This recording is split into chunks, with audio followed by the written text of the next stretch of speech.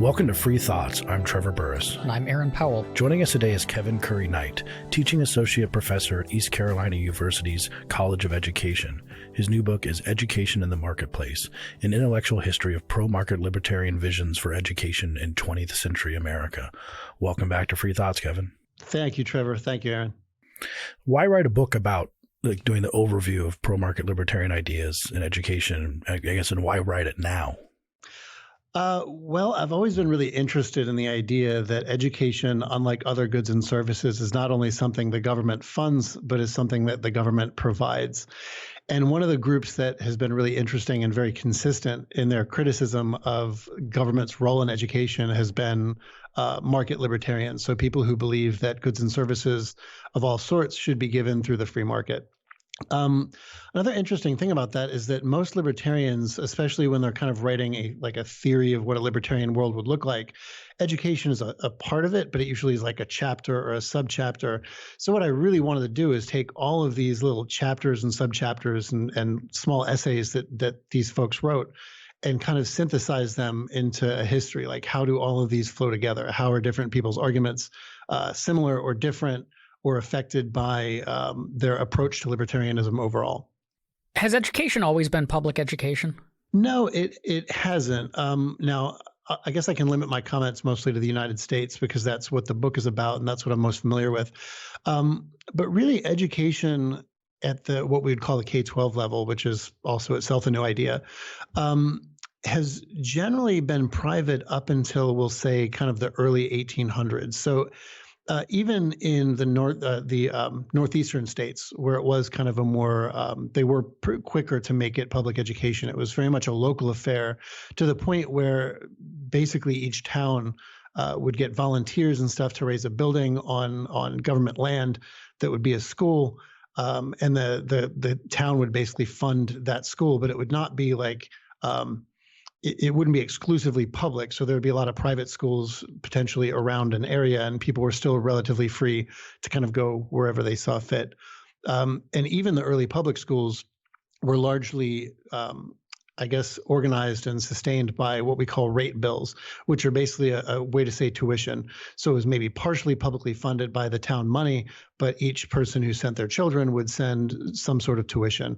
And then it was really kind of in the middle 1800s, largely speaking, where that went away and we got kind of fully public funded education. And it's interesting you focus on 20th century America. So it's more or less in place by 20th century America, by the 20th century, but also not fully in place. Like the first guy you profile, Albert Jay Nock, I think died in the 50s, if I'm correct, or somewhere around there. And so he was looking at an education system that was even more decentralized than I think what we have today in terms of school districts and large school districts over big counties. It was still a developing thing then. Right. Yeah. So even in the early 20th century, so the last state in the Union, I think it was Arkansas, to make public education kind of something that was kind of mandatory in terms of what the state provides was in 1918. So even in the brief area of that early 20th century, there were some states that still didn't have like a system of public education that was kind of, mandated that you have by the states. But even then, I mean, one of the consistent things I've seen in histories of K-12 education is that even when you did have public education systems, and even when you had like compulsory attendance laws, for instance, it wasn't always enforced very well.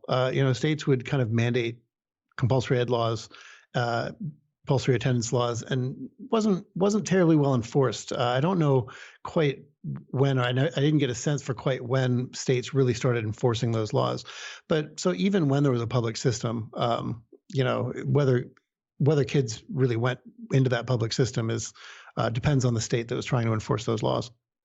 You mentioned K-12, and when we're talking about this history of public education, there's public education in the sense of, publicly provided, publicly funded, and we talked about when that came in. But the kind of uniform structure of public education as we imagine it now, the K through 12 with elementary school and middle school and high school and the grade levels and so on, did that come along at the same time, or when did we get that kind of rigid structure that we all went through? Right. So my memory on this isn't going to be so great, so I can probably talk in terms of decades. So really, when the first public schools, or what we called common schools, came into effect, first of all, they didn't really have grade levels. That was something that happened maybe in the 1870s, 1880s is when you first started seeing grade levels. But they were really mostly for what we would call primary education. So it was more typical that kids would go there to learn the things that we would learn today in primary education. So basic reading, basic math, basic writing.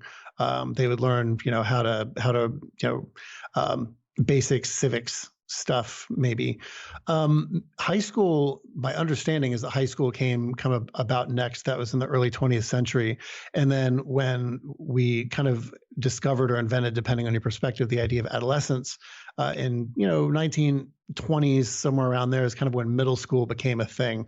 So it's these three really didn't develop in lockstep. It was really first primary, then high schools were kind of created for people who are kind of going to go into the learned professions, into college, and then middle school kind of became its own thing in the 20s into the 30s.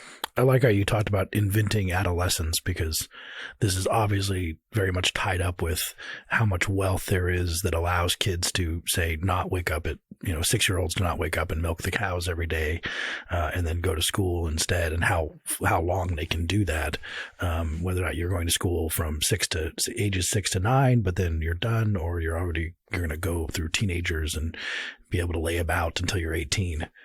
Which is an interesting variation. But let's get to Albert Jay Nock, the first thinker you profiled. So who was Nock?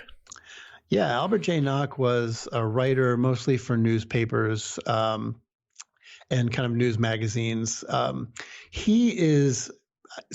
It's interesting because I picked him as the first chapter of the book, reasoning that, well, he was kind of a libertarian. He had kind of in retrospect, we would call him a libertarian. He was very skeptical of the state. I mean, he did write a book called Our Enemy, the State. Right. Yeah.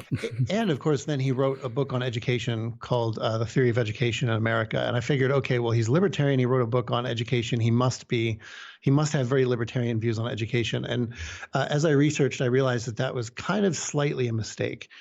Because he was very pessimistic about the state's ability to provide good, truly educational experience. But he was also, it turns out, very skeptical of the private market to be able to provide educational experience. So he was really just a flat out pessimist. He didn't really think that anyone stood a great chance of providing education.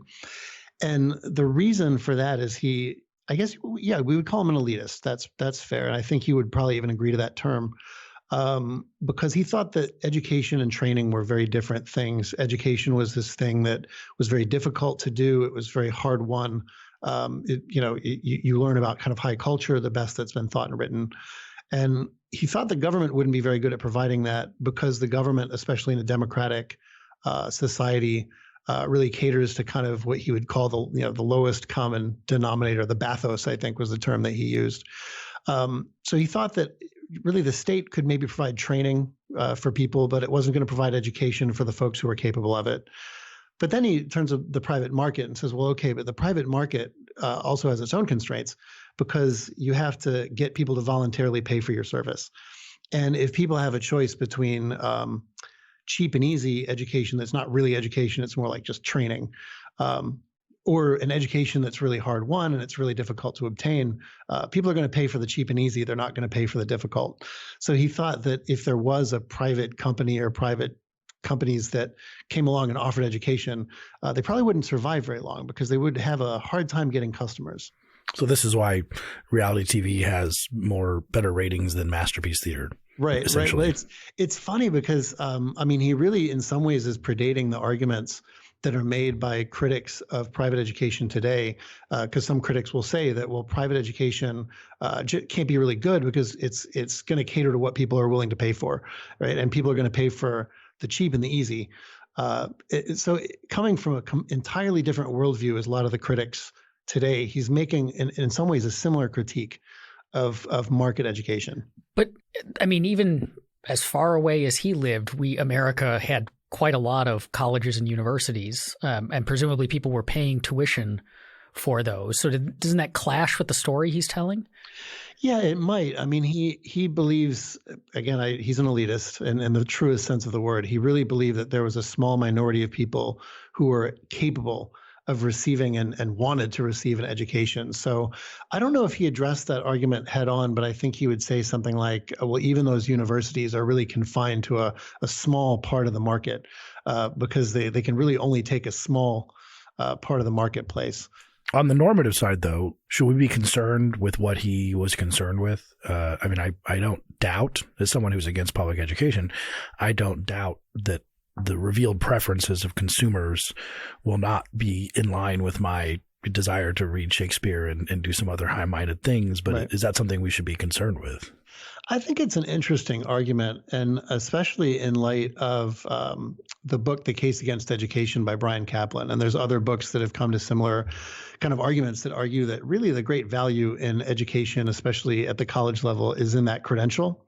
And whether people learn anything, it turns out that they don't really learn a whole lot of stuff. They learn it to get the credential and, quickly forget it and such. It's an interesting argument in light of that, because I think Nock would say, that kind of confirms what he's saying, and that education has become much more about training and for credential, because so few people really want to spend that time and money and energy getting an education. I don't know if it's a conclusive or decisive argument. I mean, there are cases in markets where you have kind of a conflict between, companies obviously wanting business, but companies wanting to maintain some sort of rigorous standard. So, private schools, any private school that becomes so watered down because it wants to expand its market share will probably fairly quickly acquire a really bad reputation, because people will figure out that the people who are coming out of this school probably aren't the best educated people. Like diploma mills get caught pretty easily. It's pretty quick for the market to catch on. So I don't think it's a decisive argument, but I think it's an interesting one that advocates of markets and education should really take seriously. You describe him as a conservative in disposition, which it seems to be true. Yeah. And this question we're discussing, it reminds me of a question that I've often asked when I think to differentiate between conservatives and libertarians, which is, do conservatives actually disagree with public education in principle, or do they disagree with public education that they don't run, and that they're for the idea, but they don't like what's going on right now? Right. And it's kind of interesting because we're in this sort of realignment. So we had this national conservatism conference where conservatives are ditching all these principles and saying we shouldn't sort of kowtow to classical liberal ideas and libertarianism that is subjective values and just says whatever people choose in the market is okay and that's fine. And now you'd think that maybe they would be for public education to sort of make people great again, to coin a phrase, I guess. Well, it's historically there's a lot of agreement on the idea that for good or ill, public education's purpose has largely been to kind of create a nation in the way that particularly the state or the government or whomever, or the public good, if you want to call it that, wants people to be, right? So there's folks who kind of wax philosophical on that. It's like, this is great because we need people to be good citizens. E.D. Hirsch wrote a book defending public education called The Making, I think it's Making of Americans. And he meant that literally, like the great thing about public education is we're making Americans. And then critics will say this is a really awful thing, because if you want diversity and heterogeneity and stuff, public education is kind of designed to create citizens in a certain mold.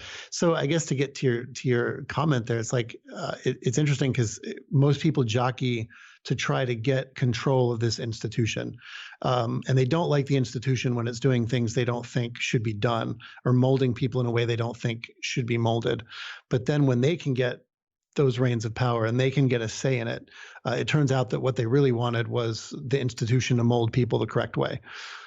Your next thinker is Frank Chodorov. Yeah. So he was a little different than Nock. I mean, he met Nock too. You point out. He was a protege of Albert Jay Nock. So he was a fellow newspaper writer. They wrote for some of the same magazines. And Chodorov met Nock fairly early in his career, and agreed with Nock on almost everything. So they were both philosophically anarchists. They both viewed the state as kind of the ultimate enemy.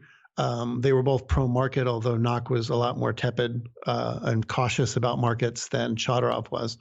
So the big difference between them, and it really shows in how they viewed education and markets and education, is that Albert Jay Nock was not, as Chodorov was, very shaped and influenced by the Austrian School of Economics. So in Chodorov's writings, Ludwig von Mises comes up a lot. And the interesting thing about that is Mises and other Austrians argue for what you call value subjectivism, which is that most of us think of economic things as having some intrinsic value that you can get right or wrong. And Mises and other Austrians said, no, that's really not how it works. Each person might value something completely differently, and no one from the outside can say your valuation is wrong. Because there is no objective value to point to. So where Nock was really pessimistic about the government or about markets coming in and offering education, because Nock said, there's good education and there's bad education. There's education that's valuable and there's not. Chodorov wasn't really able or willing to do that. He didn't say, there's good education over here and there's bad education over there. He said everyone's going to have their own preferences. As much as I think someone's preferences are bad, that's only really my impression of their preferences. But markets are way better at catering to people's preferences than the state would be. So where Nock was really pessimistic about that, Chodorov thought that clearly markets were going to be superior because they would cater to the customers in a way that the state couldn't. There seems to be something odd about that argument. And let me see if I can just kind of tease this out. Preferences come out of some substrate in us, right? Like they're not these just freely existing things that we just, happen to have, but they're a result of who we are, our interests, our level of knowledge, particular skill sets lead to different preferences. And all of that stuff, the knowledge and the skill sets and what we know is education. And so education shifts, like being educated will shift your preferences. And so it seems odd to say, like, it's almost like the entire point of education, or one of the major points of it, is to help people to have preferences that they don't have right now. And that if it's working, if education is working and accomplishing what it wants, it's preferences that, like, once they're educated, they look back and say, I'm glad that I have the preferences I have now. The decisions I would have made before I was educated would have been bad for me. So in retrospect, they're glad for the education, even if at the moment that they're getting it or they're being forced into it, they're saying, God, I wish I was at home playing video games. Or that bad education can change your preferences away. Like I was thinking about Nock and Chodorov here.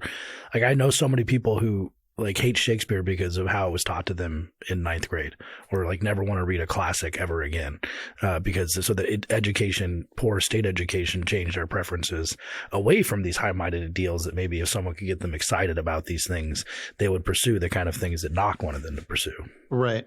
Yeah, I don't know what I think what Chodorov would say to that, and I don't think he looked at that objection, or at least I don't remember that he did. I think what he would say is it's really not a question of whether markets will get us to the right preferences, if there are such a thing. It's who stands a better shot at getting us to those preferences, the state or markets. And I think for Chodorov, the decisive argument was pluralism. He really, really liked the idea that markets were kind of a plurality. So different people could choose the types of schools that would be maybe best for them, and maybe, I wouldn't agree with their choice, but they could kind of choose and re-choose. If a school didn't work for them, they could go to another one, versus the state, where it's kind of like, one set of preferences kind of wins the day. If you don't like this particular kind of school, you can't really choose another kind of school because the state kind of owns the market. So I guess for him, it wouldn't be, whether markets or the state will get you to the right set of preferences, but who stands the better shot, if there is such a thing as the right preferences. I guess my response, not speaking as any of the figures in the book, but my response to that is that I can certainly see the point, but I think when you flesh it out, the problem you're going to have is that every time you set the types of preferences that I think you should have, and we create the education that would get you there, it's always from someone's perspective. Like, I get to choose the preferences that I think everyone should have, and therefore we're going to create education to this set of preferences. In other words, there's no neutral way to figure out what preferences someone should have or what preferences are appropriate for an educated person. Your next figure is pretty different than Nock and Chodorov. Probably hated them. Yeah, I mean, it's a good bet. It's Ayn Rand. She had a very even though she's the poster woman for libertarianism, she had a long enemies list. She hated libertarians. So well, it was hard for me to figure out whether to put her in the book for two reasons. First of all, I focus on kind of the American arguments and kind of American, like the American scene, and of course she's technically she wasn't American. She was an American citizen, but she was born, of course, in Russia. But then the second thing, of course, is that she didn't really call herself in any way a libertarian. So I had to figure out, like, okay, do I want to put her in a book about 20th century American market libertarians, given that she wasn't born in America and given that she didn't refer to herself as libertarian? And I decided to, for the reasons that she's usually included in most libertarian discussions, which is that her positions were close enough to what are kind of standard libertarian positions on most things that I think you can call her a libertarian, even if you say she kind of occupies a space of just tremendous overlap. Now, there are things that she didn't overlap with, but yeah, I think in the end, I kind of had to put her in the book. But if she were alive, she'd write you an angry letter about how you included her in this book with all these people who were so wrong and morally benighted and irrational. She definitely would, but I would mail her back a response that's just a Venn diagram, right? Here are the positions you take. Here are the positions others take in the book. Here are the things you don't have in common. As you can see, there's an 80% overlap. And of course, as you might expect, her view of education was, got to learn Aristotle and tap dancing and what else would be in her school, Aaron? Rational thought. Yeah, her view of education is actually really surprising on two levels. First of all, in terms of what type of education she most preferred people to have. So she did have a type of education, unlike Frank Chodorov, which she thought was better than others. And I mean, for someone who's just looking at her basic views, you would guess that it's like this really rigorous, education in reason and education in like the classics and Aristotle, but it's actually a very more free education. It's a Montessori style education. And for those who aren't familiar with that, it's really not so much like a teacher-led thing. It's really education by giving students kind of a room full of resources and learning toys and learning tools without really any overt interference from the teacher, which is really interesting. I found that to be unexpected, I guess. And even though she was against compromise in some sense and sticking by her principles, she later supported tax credits. She did. This is a really interesting thing. And in the book, I never really answered the question of kind of how she reconciled this. So the type of education system that she supported most was very similar to Frank Chodorov's, which was a tax credit system in education. And Frank Chodorov said very explicitly, this is kind of a compromise position. Chodorov said, in my ideal world, the state would have nothing to do with education. It wouldn't even fund education because even that is a slippery slope. This is really because we have a public system and we need to find a way to get to markets from a public system. So the best thing to do is create a kind of a compromise. So we would allow you to basically write off any money you spend in private tuition against your taxes. So you'd get a tax credit. Now, Rand doesn't really have that ability philosophically, because at about the time that she's supporting a tax credit system in education, and she wrote an essay on it, she had already written an essay on the dangers of compromising your positions politically. So if you are against government, you should be against any sort of government interference in policy that you are in theory. And she was against any but a minimal kind of night watchman state. So she never really explained, how to reconcile this. She wrote both essays very separately. I suspect it was because at the time that she was writing the essay that she wrote on tax credits, there was a case going through the New York state courts, and she lived in New York at the time, that was testing the constitutionality of tax credits in education. So I don't know. I can only speculate, but that's the only answer I have to why tax credits showed up on her radar and why she was in fact willing to compromise on that issue.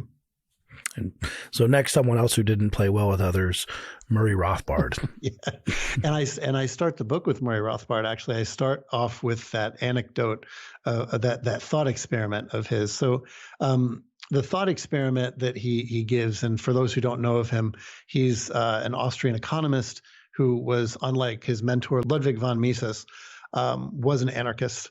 He believed that the state should have nothing to do with education, that states shouldn't exist to get into anything.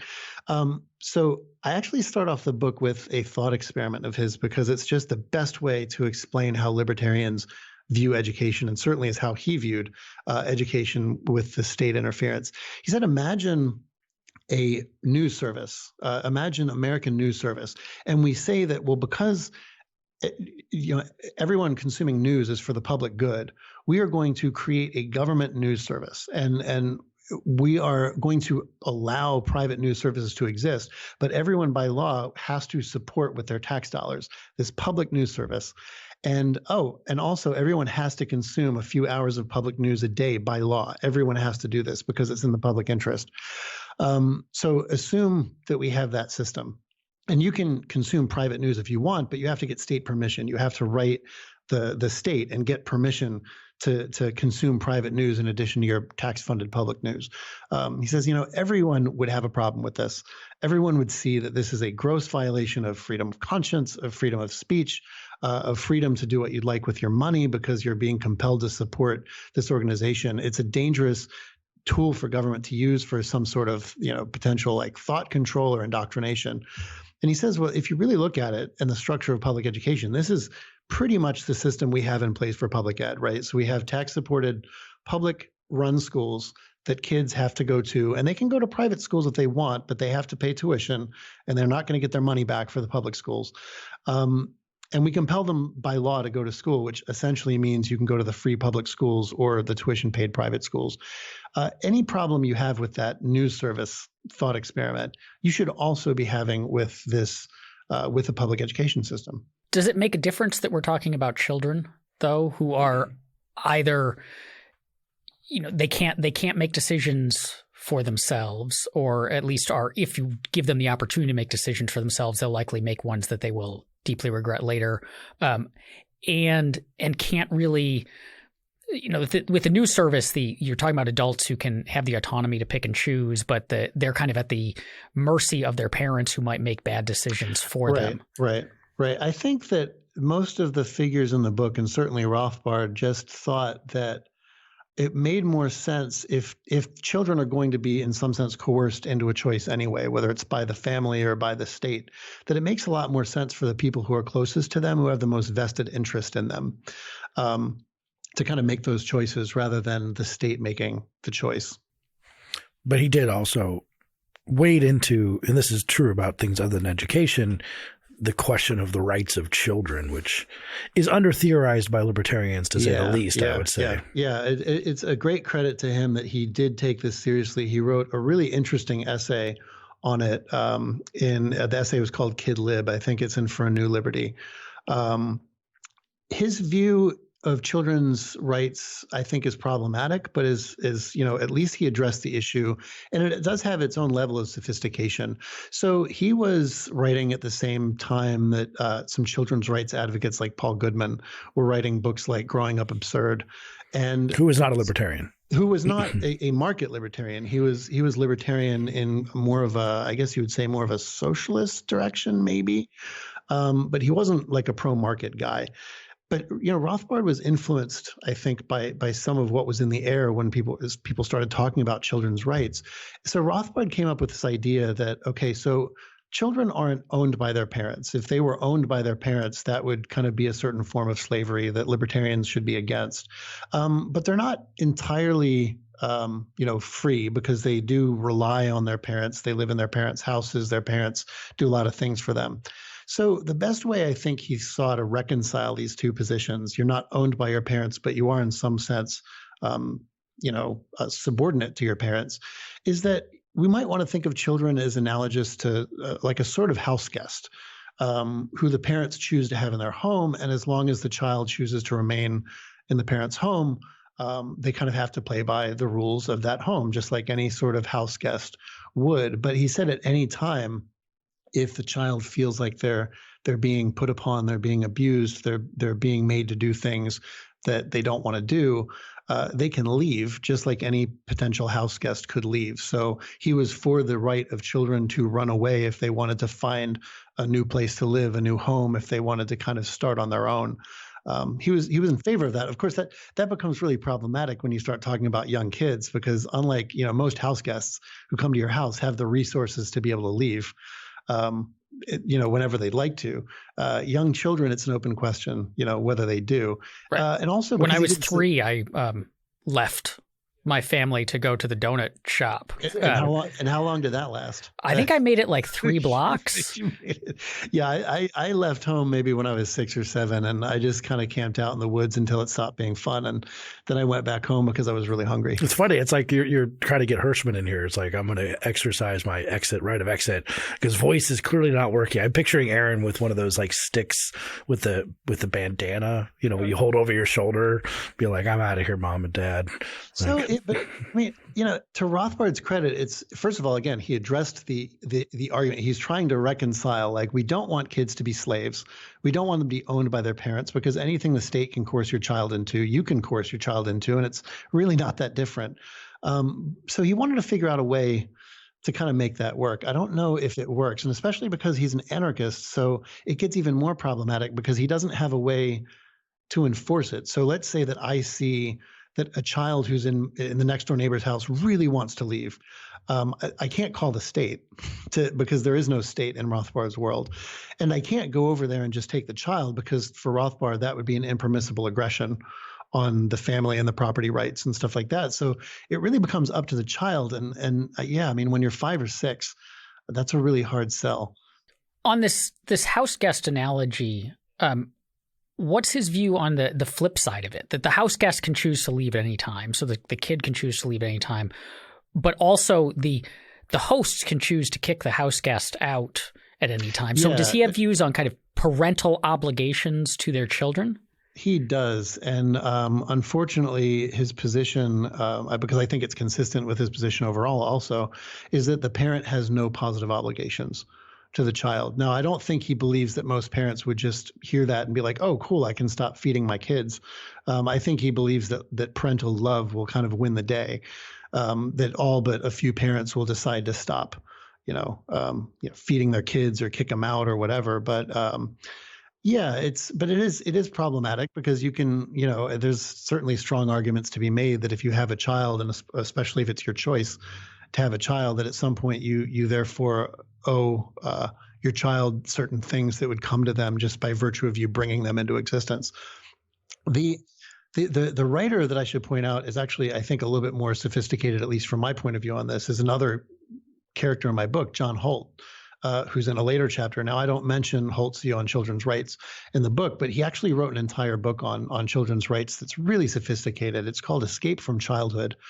And Holt believed that he wasn't a libertarian in any pro-market sense. He did believe that there should be a state. And his position is kind of similar to Rothbard's, but with the benefit of having a state that can protect the child's rights. So he believes that if a child wants to live on their own, they should be able to.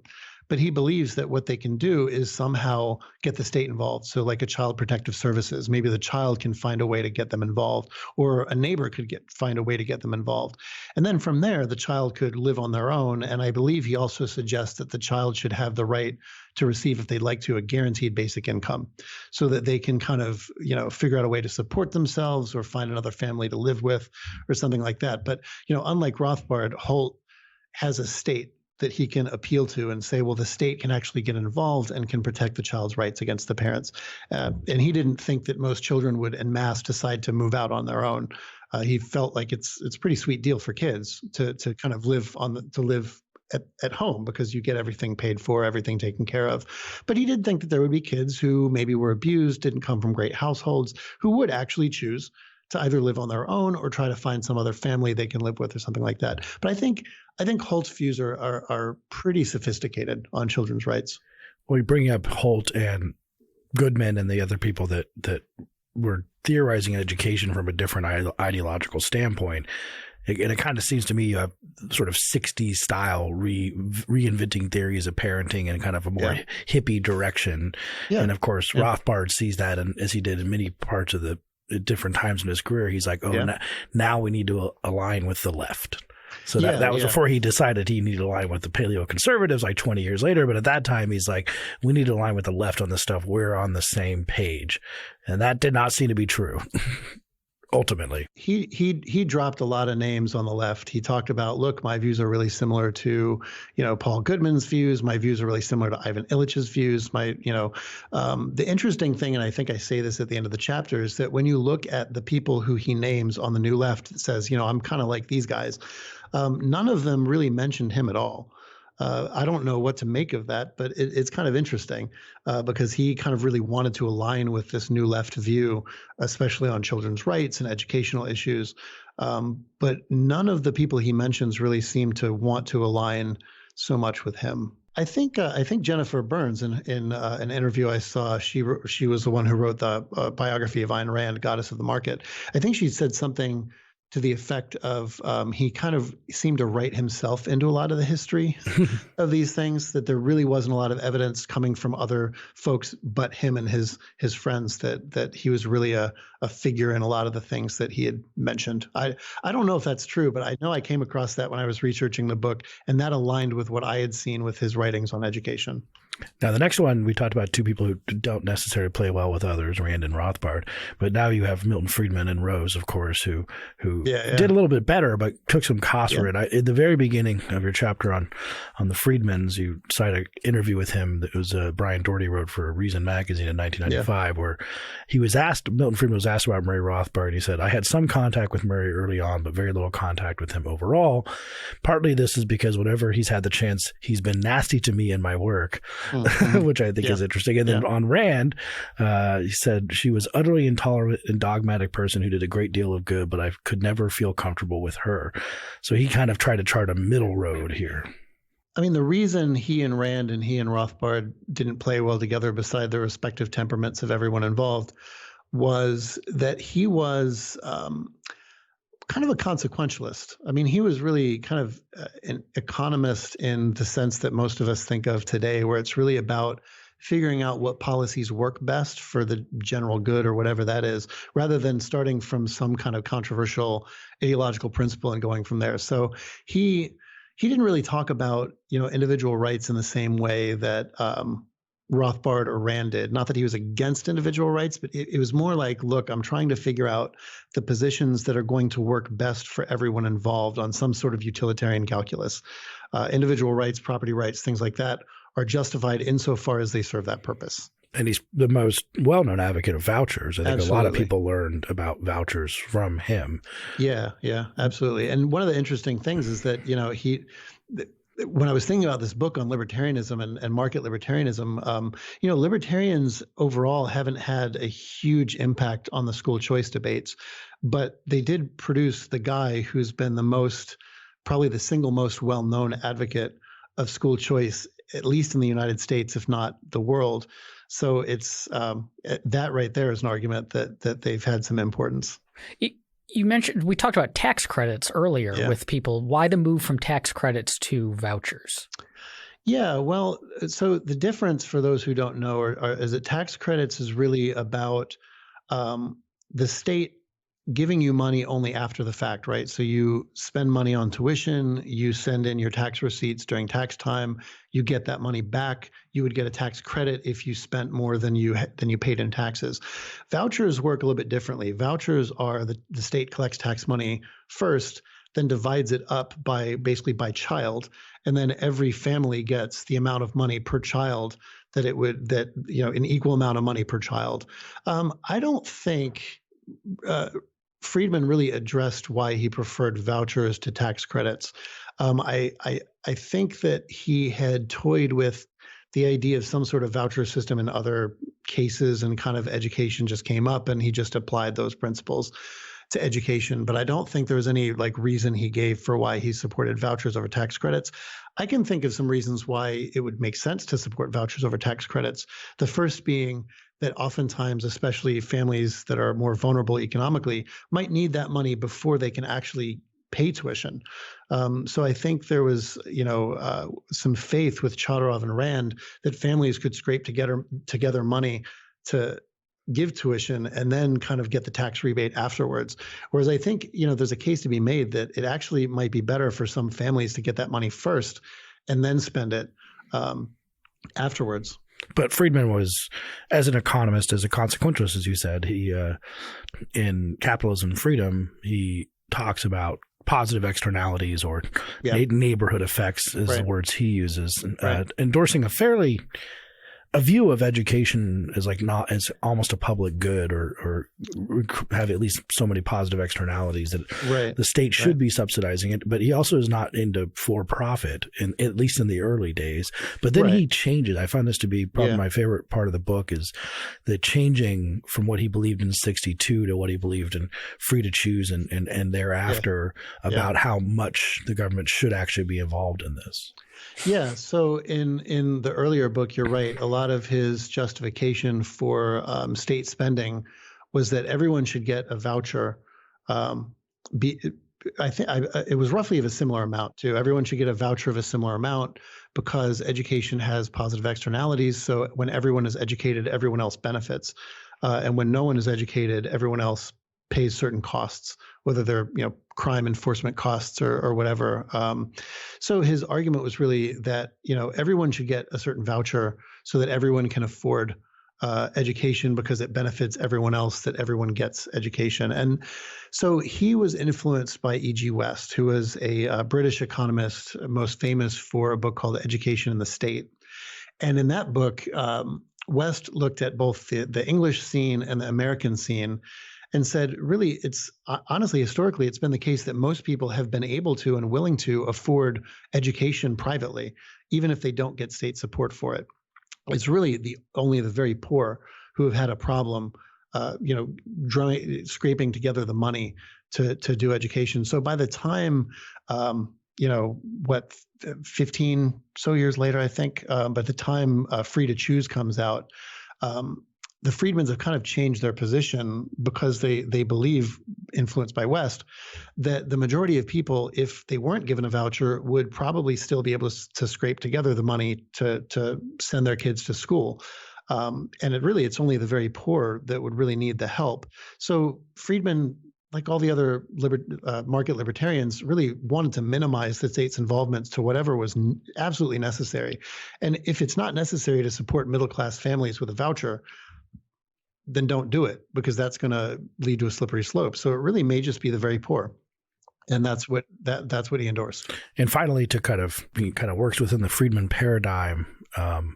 It's your last thinker, Myron Lieberman, who wrote a lot for Cato, who has an important difference with Friedman on the for-profit, non-profit thing, but also, because he's one of my favorites, I've enjoyed him for years, but has such an interesting backstory of how he, because you cite his first book, and then at some point in between that and his book where he attacks public education, he kind of seems to have some sort of road to Damascus moment. Yeah. So he's, you probably know Trevor because you've been reading him. He's like the best libertarian critic of education that nobody's ever heard of. Exactly. At least in the libertarian community. So, so he's a guy who started off his career as a teacher, and then he moved to being a negotiator of contracts between labor unions and governments. And at some point, it became clear to him that these contracts had some clauses in them that were just questionable if we're talking about education producing value for consumers. It seemed like a lot of the contracts benefited unions. A lot of them benefited unions in the city together at the expense of, consumers. And he started really thinking about, well, why is that? And he read some economics, and that led him to public choice economics, particularly, although he read Friedman as well. And the whole idea that, when unions and cities negotiate and they have, kind of a stranglehold on a particular institution, it's pretty rational that they will do what's best for themselves and the institution, whether or not that's necessarily good for the users of the institution, not because they're evil, not because they're bad, but because they're self-interested people like everyone else. So he really got into James Buchanan and Manker Olson, and kind of the theory of the concentrated benefits that the union and the school system have, and the dispersed costs. So people in general won't be trustworthy to kind of vote to improve schools to benefit them. But since school districts have a really strong interest in schools, they're going to show up to the polls, and they're going to really control a lot of those debates. And he also was sort of adamant that the only real way to get the kind of innovation and cost cutting you can get in education is to have profit schools be a significant part of it. Yeah, he emphasized that. He was the only one of the figures that I reviewed who really emphasized it. I'm quite sure that people like Rothbard and Rand wouldn't have shied away from supporting for-profit schools. I'm pretty sure that was part of their vision too. But Lieberman said so very specifically. He said, "Look, the problem with voucher systems that he was kind of starting to see come down the pike, and especially charters. He hated charters. The problem is that they don't give a significant amount of room for profits operating in truly market-based situations. And the reason he thought that for-profits were necessary is that if you want companies to invest in significant research and development, if you want them to scale rapidly and well, nonprofits can't do that job because they don't earn a profit that they can then reinvest into that business. But for-profits can." Why do people react so negatively to that line of argument? Like the very thought of for-profit educational institutions seems to creep out a lot of people and set a lot of people off in a way that they don't get upset about for-profit in basically anywhere else, grocery stores. Yeah, it's just right. It's one of the points that a lot of critics, Diane Ravitch, Deborah Meyer, a lot of critics of private education, like they can't wait to use the word for-profit because it just scares people. It's interesting because at least my read of the history is that when public schools were starting to come about in the early 1800s, 1830s, thereabouts, the argument against the argument for public education, no one ever used the argument of there's something icky or gross or morally problematic about people paying for education. Nobody said that.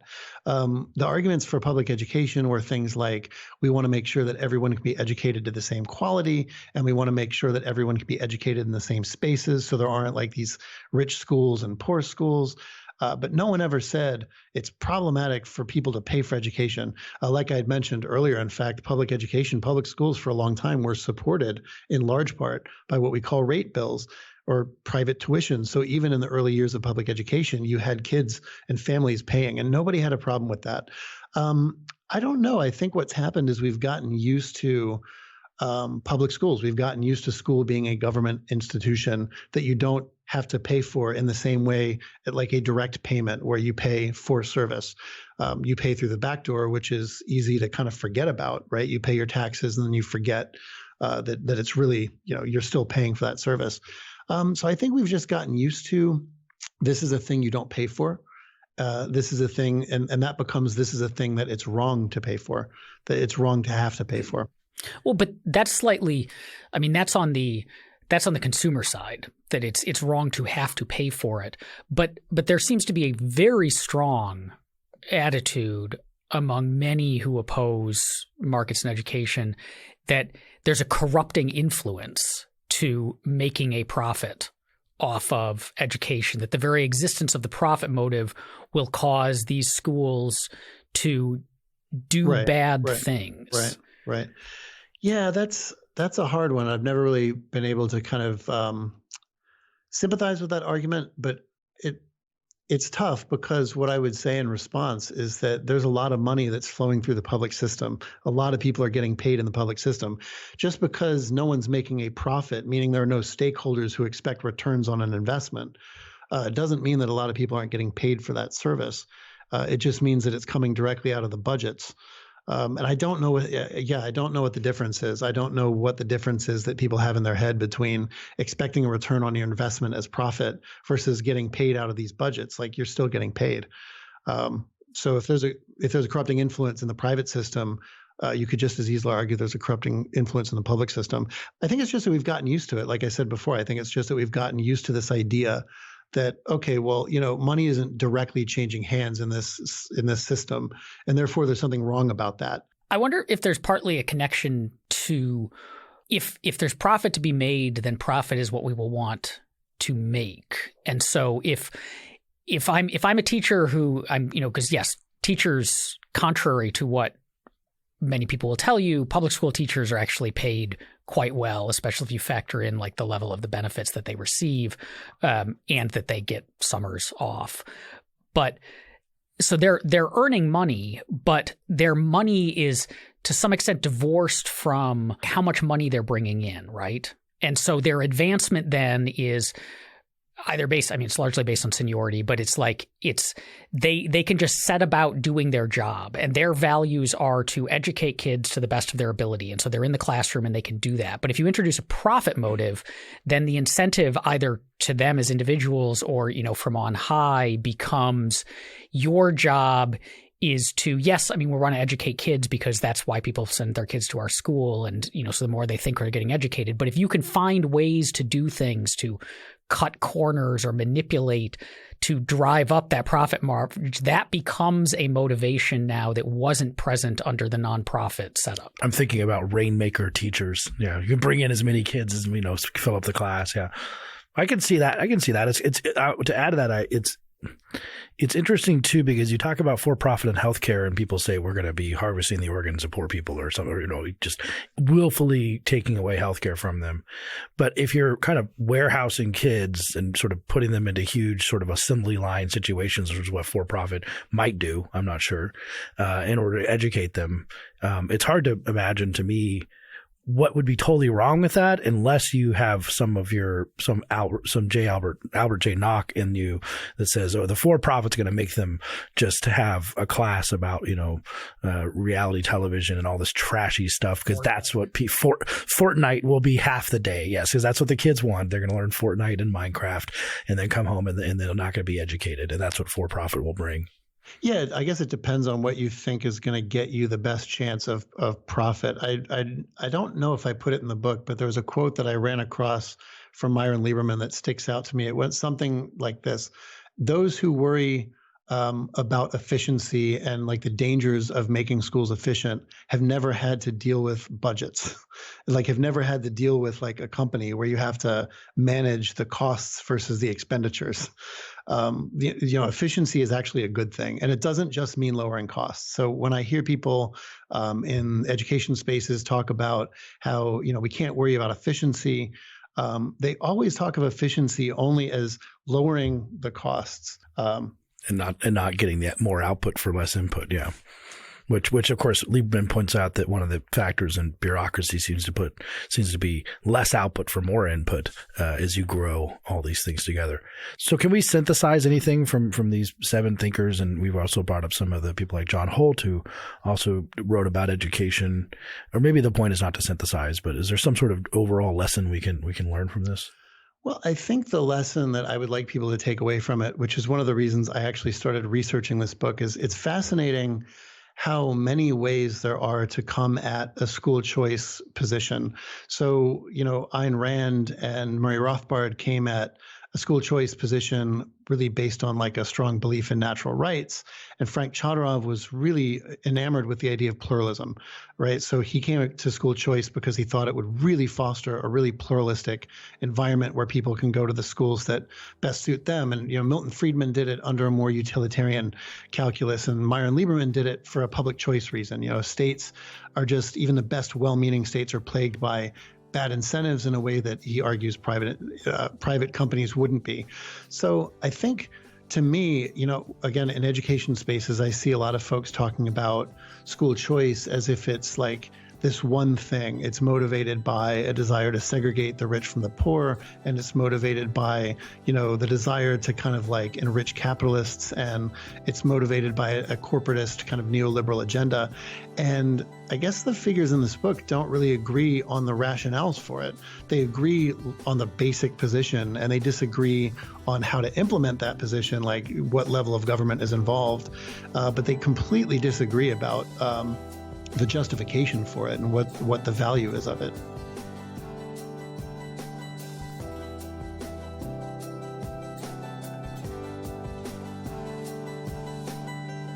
Thank you for listening. If you enjoy Free Thoughts, rate and review us on Apple Podcasts or in your favorite podcast app. Free Thoughts is produced by Tess Terrible and Landry Ayers. To learn more, visit us on the web at www.libertarianism.org.